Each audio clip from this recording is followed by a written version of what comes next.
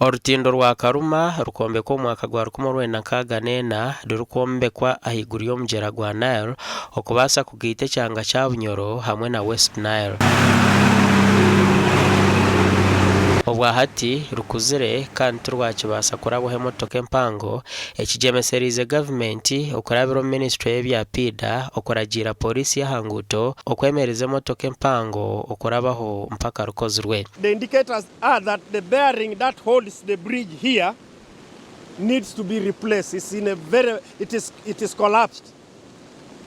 And so it is risky to continue allowing traffic across this bridge. Minister Musa Echweru n'abakora abandi barambwira Orutindoru nuko koragira ngo motoka zitanche koreso ruguto rwa Masindi okuzatangi hamwe na Masindi 40 okuzapaka okorabera aha kitashaya ninga ferry.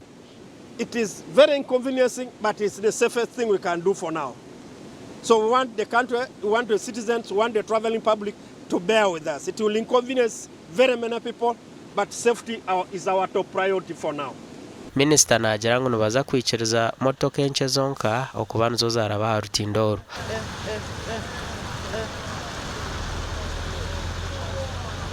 We will only be allowing light vehicles, that is small vehicles, private vehicles will be passing here.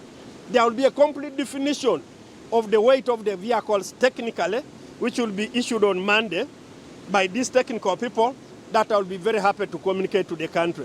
Oguyaragira mukuru wa polisi w'ebyahanguto obutitererisho muntu wena orinde kuhendekera gireki. So for the other one for now, what we need to do is to divert the traffic to use the other Masindi route, and we will not need a new ferry with another ferry. We've seen that on this other side, that is turning to Bull side, as we could see over there, the bearings are on up.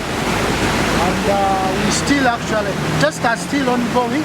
Orutindoru rutwirano rurabaho motoka mpango ezuru kutwara ebyamaguzi omuri Congo hamwe na South Sudan. Gasha kwa Ambrose Nwaga.